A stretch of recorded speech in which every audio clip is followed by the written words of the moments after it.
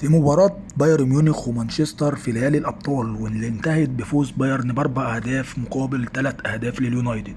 هنستعرض في الفيديو مرحلة من مراحل لعب الفريقين، وهي عملية البيلد أب اللي كان بيقدمها بايرن، وإزاي كان تين هاج بيقابل المرحلة دي بالهاي بريس. راشفورد كان نقطة الضعف الوحيدة لمانشستر يونايتد، واللي كان بسببه دايما بتنجح عملية البيلد اب وبتفشل. الضغط العالي بيفشل من فريق مانشستر يونايتد. فتعالوا بقى مع بعض كده نروح نشوف بالصور كل حالة على حدة.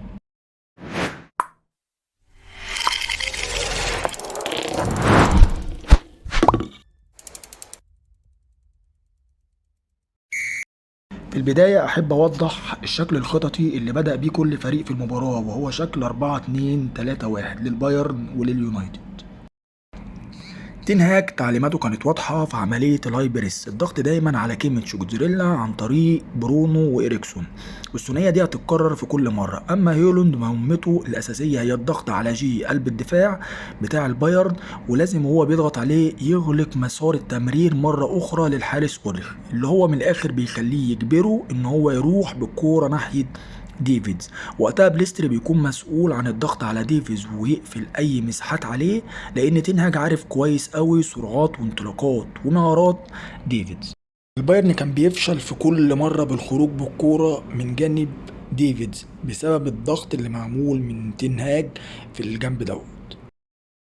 بالتالي البايرن غير من طريقة الخروج بالكورة، والمحاولة هنا بقت من جانب اوباميكانو وليمار، وهي نفس طريقة الضغط السابقة من يونايتد، وكان المفروض راشفورد يكون هو المسؤول على الضغط على ليمار. ومن هنا بدأت قصة أول تهديد على مرمى اليونايتد، وكان السبب واضح هو تواضع راشفورد في الضغط، وبالتالي بقى في مساحات واسعة لليمار للاستلام والانطلاق بالكورة. وفعلا ليمار بيستلم الكورة في مساحة بدون ضغط نهائي من راشفورد، وبالتالي بيضطر رجلون يسيب ثاني عشان يروح يضغط على ليمار. في نفس اللحظة هنلاقي ثاني بيشاور على المساحة اللي في ظهر رجلون عشان الكرة تتلعب فيها، وده بيكون أول تهديد على مرمى اليونايتد، وكان سببه زي ما قلنا تواضع راشفورد. تعالوا بقى نكمل ونشوف راشفورد كان بيسبب مشاكل تانية عاملة ازاي. نفس اللعبة بنفس الشكل هنلاقيها ان هي بتتكرر، ليمار في المساحة وراشفورد واقف، ولا منه بيضغط على اوباميكانو ولا منه قافل زوايا التمرير على ليمار. هنلاحظ هنا كمان ان ليمار بيشاور بايديه للحارس عشان خاطر يمرر لاوباميكانو عشان يقدر يمرر له الكورة في المساحة دي. انما هنا كمان هنلاقي ان افكار بايرن ابتدت تتطور. يعني هنبص على اليمين كده، اقصى يمين الصورة هتلاقي هاري كين بينزل لحد نص الملعب عشان خاطر يسحب معاه مارتينيز. هويلاند نفسه بقى مستنكر تصرف راشفورد وتواضعه في عملية الضغط. بس بص بقى كده على عينك على كين وصل لحد فين، وبص مارتينيز اتسحب لحد فين في الملعب. طبعا عارف ده معناه ايه؟ تعال نشوف كده الصورة اللي بعديها هتقول لنا ايه.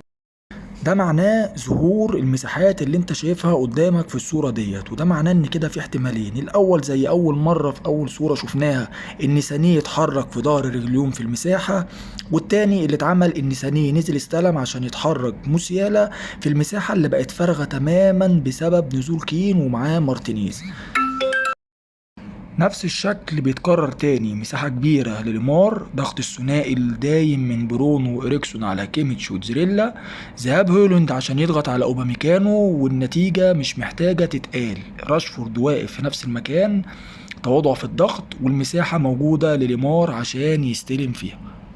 نفس المشهد لما الكورة بتروح على الجانب الشمال للبايرن لديفيدز، بيكون ده شكل الضغط من فريق اليونايتد، وبينجح فعلا اليونايتد في كل مرة بتروح فيها الكورة في المكان دوت انه يفشل عملية البيلد اب اللي بيعملها بايرن ميونخ.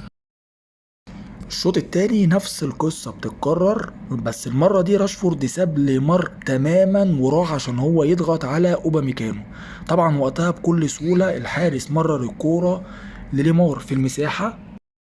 نفس شكل الضغط اللي بيتم على ديفيدز في كل مرة الكرة بتروح في الجنب دوت، نفس الضغط من اليونايتد، واللي في كل مرة كان الحقيقة بينجح فيها اليونايتد ان هو يفشل محاولات الخروج بالكورة عن طريق ديفيدز، ان هو يقفل كل المساحات المتاحة للاعب ويغلق كل مسارات التمرير اللي ممكن تكون امامه. لحد هنا انا خلصت اول مرحلة، وهشوفكم في فيديو تاني في مرحلة جديدة.